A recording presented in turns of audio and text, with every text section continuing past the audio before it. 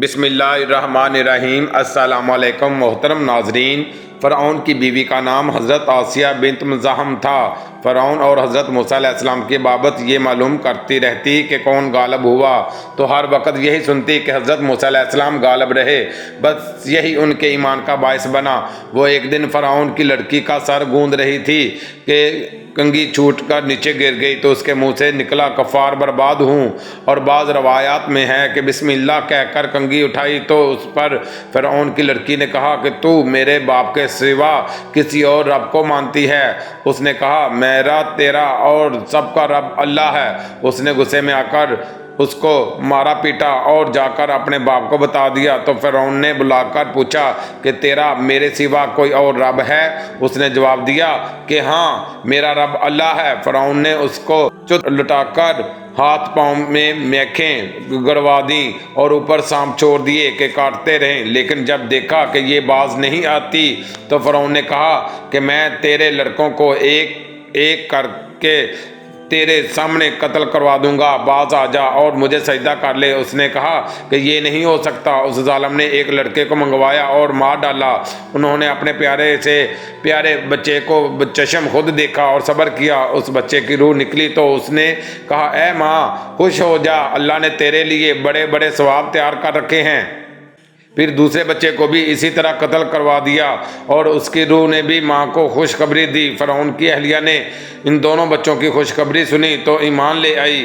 ادھر اس مظلوم عورت کی روح بھی اللہ تعالیٰ نے قبض کر لی اور اس کی منزل اور مرتبہ جو خدا کے ہاں تھا وہ حجاب ہٹا کر فرعون کی بیوی کو بھی دکھا دیا گیا، تو یہ اپنے ایمان اور یقین میں بہت بڑھ گئی، یہاں تک کہ فرعون کو بھی اس کا پتہ چل گیا تھا۔ اس نے ایک دن اپنے درباریوں سے کہا کہ تمہیں کوئی میری بیوی کی خبر ہے؟ تم اسے کیا جانتے ہو؟ سب نے بڑی تعریفیں کی اور بلائیاں بیان کی۔ فرعون نے کہا کہ تمہیں نہیں معلوم یہ میرے سوا دوسرے خدا کو مانتی ہیں۔ پھر مشورہ ہوا کہ انہیں قتل کر دیا جائے۔ اس کو اللہ تعالیٰ نے اس طرح بیان کیا جس کا ترجمہ یوں ہے، اور اللہ ایمان والوں کے لیے مثال بیان کرتا ہے۔ فرعون کی بیوی نے کہا میرے پیارے رب، میرے لیے اپنے پاس جنت میں ایک گھر بنا دیجئے اور مجھ کو فرعون اور اس کے عمل سے بچا لیجئے۔ فرعون غصے کے وقت لوگوں کے ہاتھ پاؤں میں میخیں گڑوا کر مار ڈالتا تھا، چورن کر کے اوپر سے بڑا پتھر پھینکتا تھا جس سے اس کی روح نکل جاتی۔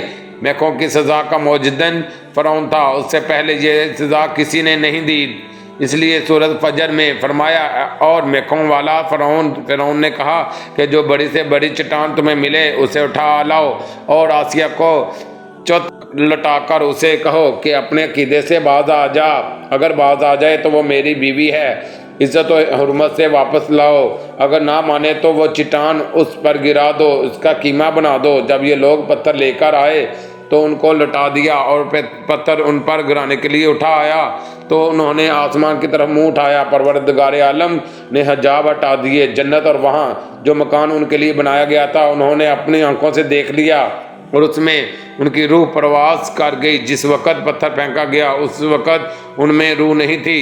ایک روایت میں ہے کہ فرعون نے آخری وقت میں اس نیک بی بی پر طرح طرح کے مظالم کیے، انہی مظالم کی حالت میں جبکہ فرعون نے ان کی حالت بری کر رکھی تھی اور ان کے چاروں طرف آگ رکھ کر چھوڑی تھی، تو انہوں نے مندرجہ بالا دعا کی۔ اس کے بعد حضرت آسیہ علیہ السلام کو یا تو زندہ اٹھا لیا گیا یا ان کا وہ محل جو جنت میں ان کے لیے تیار تھا ان کو دکھایا گیا، اور ان کی جان آفرین نے لے لی، یعنی فرعون نے ان کو شہید کر دیا۔